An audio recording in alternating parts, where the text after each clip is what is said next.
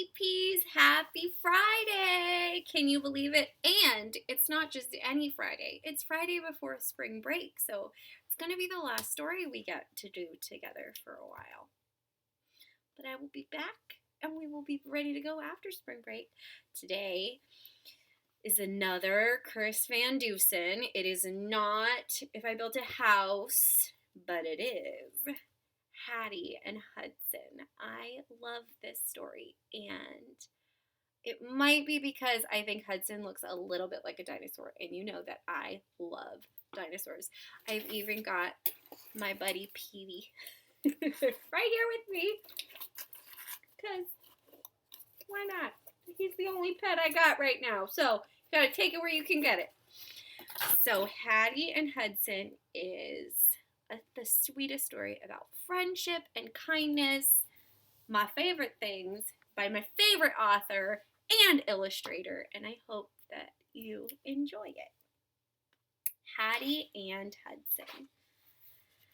Hattie McFadden loved to explore. Every morning after breakfast, she'd grab her life jacket, wave goodbye to her parents, and paddle out in the canoe to see what she could see. So this Chris Van Dusen book is a little different than the other ones that we've read. There's not as much rhyming, but the pictures are still amazing and the story is still so fun. Hattie discovered all kinds of things out on the lake. She watched as a beaver tugged an alder branch slowly through the water. Above, two bald eagles circled round and round on wings broad and flat. And over in the cove, a family of turtles with skinny black shells basked in the warm summer sun. Hattie was so happy, she started to sing.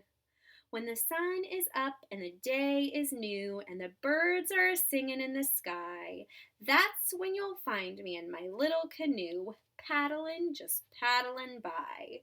She had no idea she was being heard.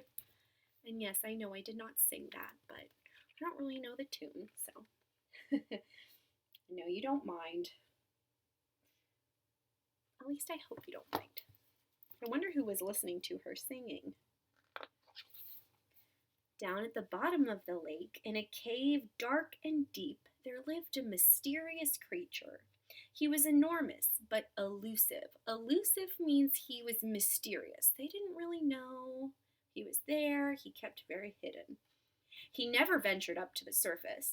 He spent his days down below, all alone and out of sight. You see him down there?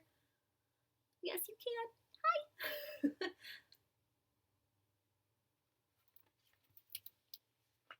And there's little Hattie in her canoe. Big ol' Hudson down there. The monster was used to hearing motors buzzing and propellers churning overhead. It was why he stayed hidden in his cave. But today, he heard something different.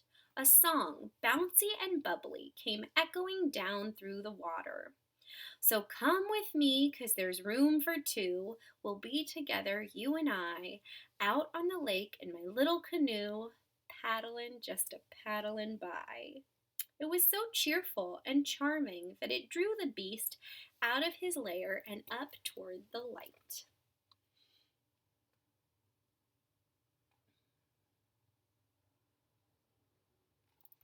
It's a big book. Hope you can see all the pictures okay. He broke through the water, drawn by the music, and there, just off to his right, was a young girl, alone, in a canoe, singing.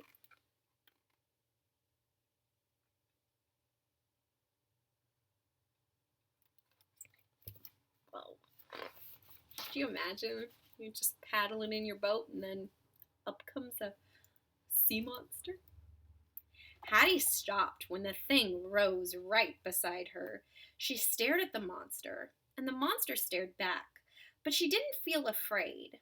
There was something in his eyes, the way he looked at her, and the curious tilt of his head. It was almost as if he wanted to hear more. So Hattie softly continued singing. When the sun goes down and the day is through, and the moon is a-risin' in the sky, I'll take you home in my little canoe, paddle just a paddlin' by. And as she sang the last note, Hattie was astounded when the giant joined in, harmonizing with a low rumble. But then someone screamed.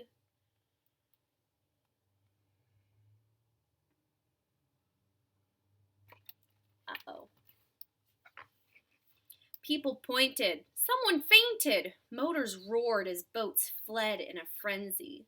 Amid all the commotion, the creature slid back beneath the water, and Hattie paddled slowly and silently back to the dock.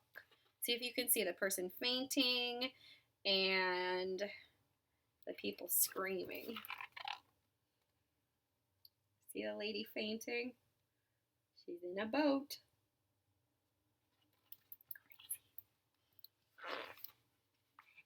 That night, Hattie tried to sleep, but every time she closed her eyes, she pictured the green, friendly face looking down at her. She wondered if she'd ever see him again. She decided that she had to find out. At the bottom of the lake, the girl's sweet song played over and over in the monster's head. He wondered if he would ever see her again, and he decided that he had to find out.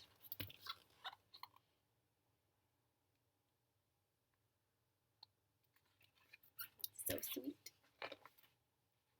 New best friends. Hattie paddled the canoe quietly through the darkness. She stopped, waited, and looked down into the rippling water. Suddenly, a massive black shape emerged from the depths. Two glowing eyes grew brighter and brighter as the shape drew closer and closer. Hattie is awfully brave.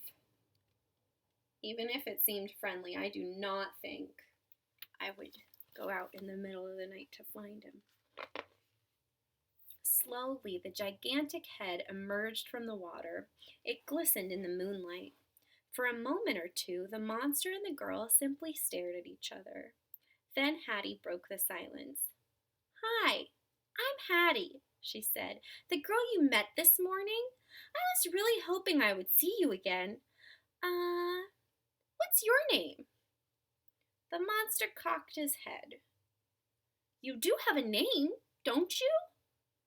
The monster raised his eyebrows and cocked his head even more. Maybe you don't," Hattie said. "Well, you kind of remind me of my uncle's dog, Hudson. Maybe I should call you Hudson. Do you like that name?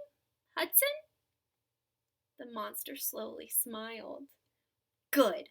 I like it too," she said. "It fits you. Hello, Hudson." And just like that, they became fast friends.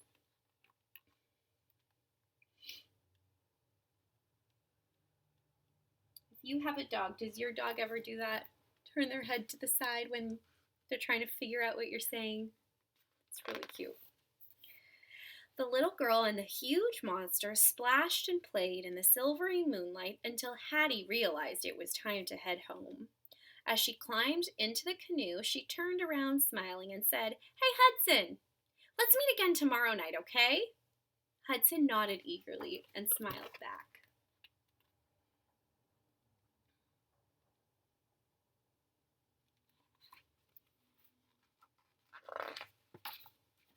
The next afternoon, there was a meeting in the town hall. Everyone was yelling, suggesting ways to get rid of what they called the deadly beast. If only they knew him, Hattie thought. She tried to say something, but she was interrupted. She tried again, but no one heard her. She tried several times to speak, but finally she gave up. When the meeting was over, Hattie walked home with her dad. She felt a little sick. You can just tell by the way she has her hood on and her shoulders are down. She does not look happy on the way home with her dad. Because she knows that Hudson's nice. Hattie snuck out again that night to be with Hudson, but when they met, she didn't feel much like playing. "The townspeople saw you yesterday," she explained. "Everybody thinks you're dangerous. Tomorrow they're coming to catch you and take you away. I don't know where to, but we can't let this happen. We need a plan. Hattie was deep in thought when Hudson abruptly nudged the canoe with his nose, nearly knocking it over. Hey! Barked Hattie. Hudson did it again. What the heck? Once again he bumped the boat. Then he looked at her and smiled brightly. Wait a second. I think I know what you're doing, said Hattie. Then she added, and this could work. This could definitely work. Hudson, you're a genius. I wonder what their plan is.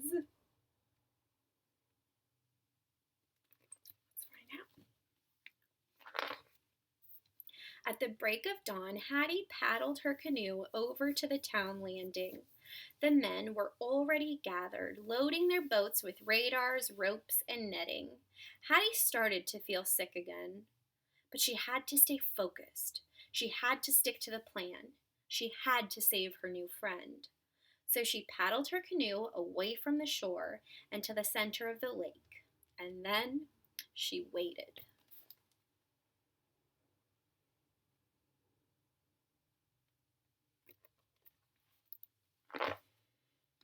Now it was Hudson's turn.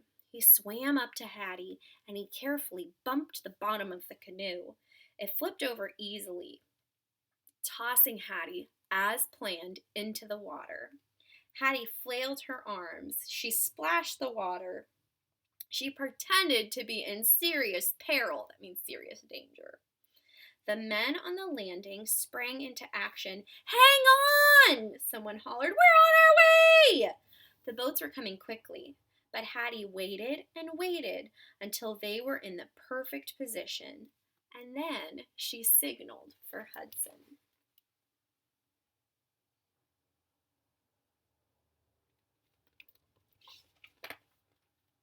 You ready for this picture? This is a big one. I gotta come all the way back here. And there's little Hattie. Oh, there she is. And there's Hudson saving her.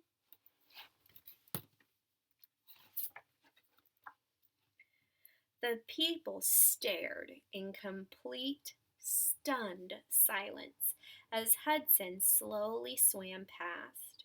When he reached the landing, he gently lowered his head so that Hattie could slide off. Now it was Hattie's turn to hold a meeting.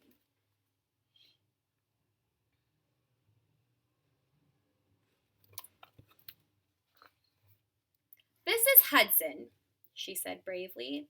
He's a friend of mine. I know you think he's scary and mean and dangerous, but he's actually very friendly. He won't hurt you, I promise.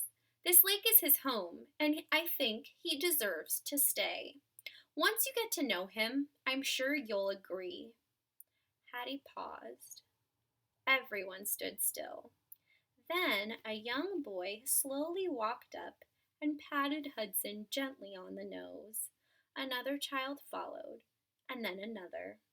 Soon a few adults cautiously stepped forward. Before long, a crowd had gathered around Hudson.